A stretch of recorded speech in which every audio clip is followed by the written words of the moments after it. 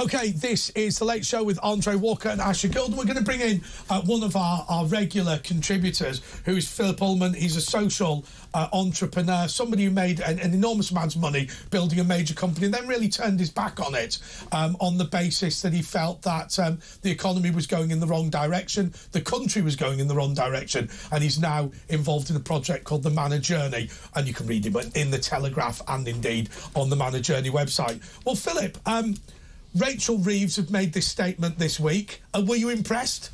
No, mildly not impressed. Why not? Essentially, what they're doing is creating more and more bureaucracy, more and more regulation, and they haven't got a hope of solving the problems that the country's currently facing. So I just see more and more regulation. I spent my life in business. I was thinking about this recently. Probably 95% of my 24 years in business was actually spent on regulation. Absolutely crazy. So what regulation is she adding? Well, she's talking about this what is it? The Good Value Commission, value for money, and the Growth Commission. It's all this commission. It's all about. I mean, I was listening to Keir Starmer again. He's now talking about a new body to deal with violence, and the answer is always to create more regulation. The trouble is, regulation kills business, it kills choices, because people are and it creates red tape that big companies can deal with, but a man with a little shop, it sends them under. And they can't. Before we keep going, let's watch the first clip of Rachel Reeves just to remind ourselves about how good this is. I don't think that's quite ready yet, but essentially what she has done throughout this statement is to talk about the fact that she wants to create more bureaucracy. This comes on the back, by the way, of her talking about saying that she wanted to simplify planning by hiring 300 new planning officers. Here's the clip. We will establish a new Office of Value for Money with an immediate focus on identifying areas where we can reduce, stop or improve the value of spending. A pensions investment review to unlock capital for our businesses. Skills England to create shared national ambition to boost skills across our country, and work across government on a new industrial strategy, driven forward by a growth mission board to ensure we deliver on our commitments. Our country has fundamental strengths on which we can build, and I look forward to welcoming business leaders to the International Investment Summit in Britain later this year. Because I know that if we can create the stable conditions which investors need to thrive, we will return confidence to our economy so that entrepreneurs and businesses, big and small, know that this is the best place in the world to start and grow a business. Because that is the bedrock on which economic growth must be built. Now, Phillip, you can't be unfair. If you want economic growth, what better way than a growth mission board? Right. What the hell is a growth mission board? How can you generate economic It's crazy. And there's two problems. It's not just a question of bureaucracy stifling business, is what Phillip is saying. The bureaucracy itself costs a great deal of money. Yes. Tens of millions, hundreds of millions of pounds is spent on the bureaucracy. Never mind the effect it does to business. On the Office of Value for Money, it sounds very 1984. And she has that face, exactly. You could see it on a big screen shouting at you, can't you? It's all very controlling from the start. What is value for money? I mean, how do you assess value for money? What about the Audit Commission? There are so many organisations that currently assess value. Layers and layers and layers, and no one's responsible. But Phil, we've now worked out the direction of travel for Labour, which is to centralise and create even more bureaucracy. How dangerous do you think that will be to people who are in particularly small businesses? Well, I think it's destroying people's lives. I'm not exaggerating, but as I said, in my own business career, I spent 95% of my time on regulation.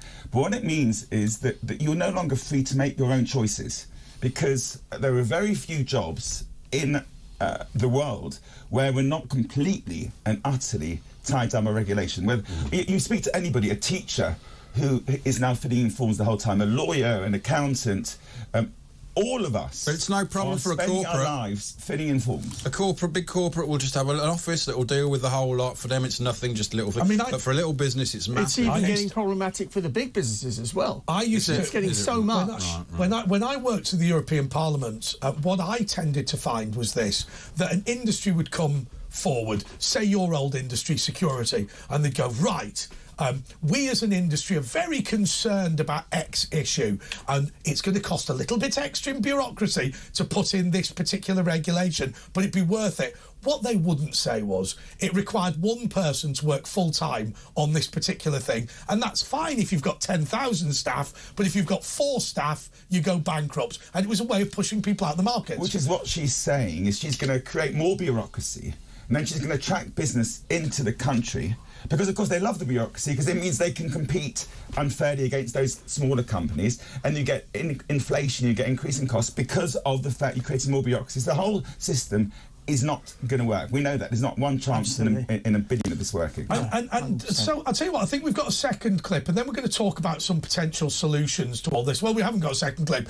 Well, actually, in that case, let's talk about some potential solutions, because you are convinced that banking and everything is going to collapse, and you're convinced that this centralisation will hasten, significant change coming into the world. What should people be doing to prepare for it? Oh, and by the way, since you last came in and recommended buying gold, gold's gone up 20%. It's gone up 20%. 20%. We're nearly at $2,500 an ounce. It was 2,000 when he was last year. The reason I say this is because some of our producers said you can't recommend to ordinary people to buy gold. Well, they wouldn't have made 20% if they'd done it. But anyway, what should people be doing if they are concerned about this level of bureaucracy really undermining the country? OK, so we have to think about what's likely to happen with a systemic collapse. And I know it's going to happen. I can't tell you, is it going to be 6 months, a year, 2 years? I can't. That would be foolish. But within, what, 5 years? Oh, definitely. I can say definitely within 5 years. It's less. The amount of debt We've got a ballpark, is crazy. The amount of debt is crazy. And interest rates are 5%. Oh, they could drop them by 0.25%, but the inflation is still there. So interest rates are going to continue to climb. But what happens when it hits the fan on that day?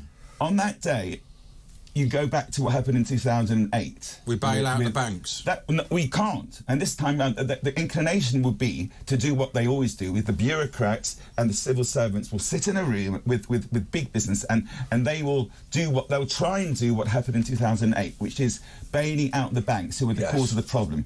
This time round, we have to make sure people will be against it. People will not allow it, but we have to, via these kind of programs, to start to educate people. There is an alternative, as we've discussed before, which is actually writing off the debt for the people who have got the debt. So the banks have magic money into existence. But if I want to prepare now, what do I do? So to me, what we have to think about is, how is the world going to change when we start to rebuild it around a model which is not based on regulation?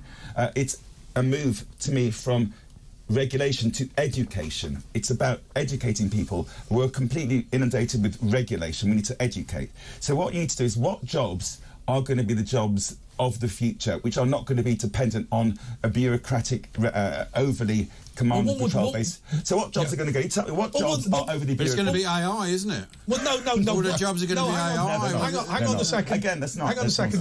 One would assume that you two... We're doomed.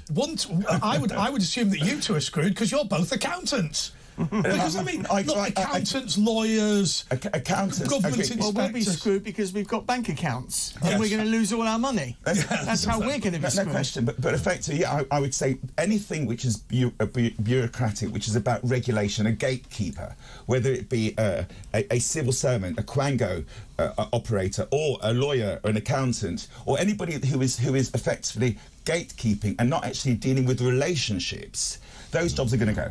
Yeah. They will go, and therefore, if I would avoid all of those. So irony, you would rather somebody got a job as a nurse than as an accountant. Robots will be doing nursing. No, they won't. Don't become a gardener. Can I ask Philip a question? Painter and Do you decorator. think this is a worldwide problem? Yes, it's worldwide. Yes, because we've centralised. Absolutely right. Because business is run for the sake of the shareholders, and effectively we start to export jobs. So the jobs, as we know, have gone to China, where labour is cheaper, which means that here we end up with much more jobs which are advisory, which are...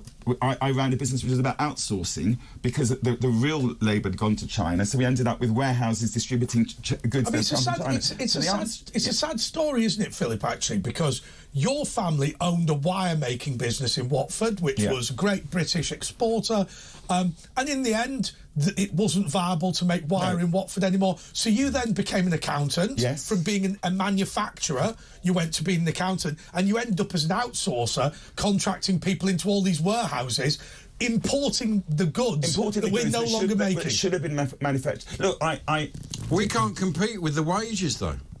Which is crazy, and the reason why wages are too high is because the property. Well, no, it's because they cost nothing. They're peasants in China, you know, cost nothing. The property is so expensive here, which means that in order to live here, you have to pay ridiculous rent. You couldn't compete with China. You're not going to be able to compete fundamentally, which means the jobs go. You can't pay $2 a day for people here, which you could in the third world. But it's more than that, because once you have over-regulation.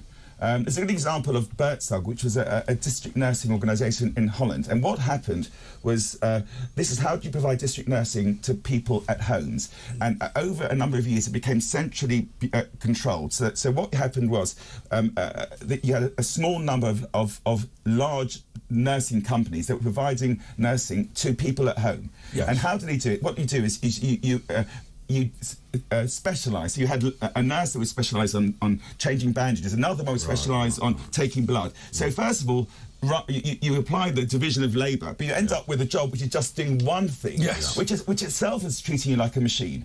You then have centralisation where scheduling of these nurses is not. You don't do your own.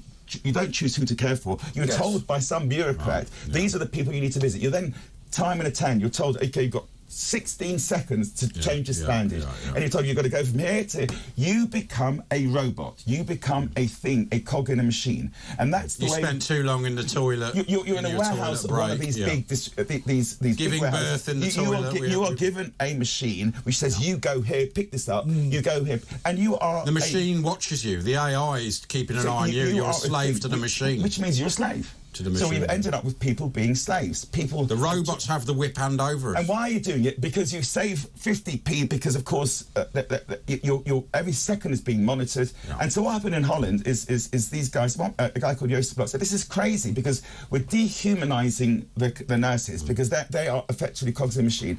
And the patients hated it because they had to explain their cases 15 times because every time would have been one nurse. It was different number each time. So they became, and they couldn't build a relationship with the nurses. So this guy goes to Block, I think it was about 2006. No, we've got to start actually having small teams of nurses that deal with all of the needs of a patient, and therefore they start to sit down with the patient first, and they say, "What people who know them, like GPs, same things happen with GPs." It's all happened. It's happened everywhere, and so we have to start to build relationships. And so what they did is they had small teams. They did all of the tasks. They were no longer told where to go and what to do. They had a team that dealt with themselves. They dealt with 5,000 patients. So each nurse is caring for completely with the needs of patients, sitting down, having a cup of coffee and building a relationship, and then taking responsibility, because of course you lose responsibility. If today the decision by the committee to change interest rates was 5.4, and therefore interest rates have been... A quarter of a percent taken off today. Well, who's responsible for that decision? It was 5.4. How often in business do you make a vote about... You can't... It's a ridiculous way because no one's accountable, because no one's made the decision. That's why they gave it to them. But we're going to a break now, so we're going to have to leave it there. But I have to say, one of your points about central bureaucracy, that's why you end up in a position that like the Hugh Edwards situation, where the bureaucracy defends itself rather than doing the right thing. Exactly. And that is time and time again. Anyway, Philip, I have to say thank you so much. But I think, so I'm not against getting rid of accountants and lawyers and all those, and instead I think bringing in nurses. But it has to be said, when the collapse happens, I think to have meaningful jobs important. Also, he told you to buy gold. I didn't do it. He'd have made you 20%. More next.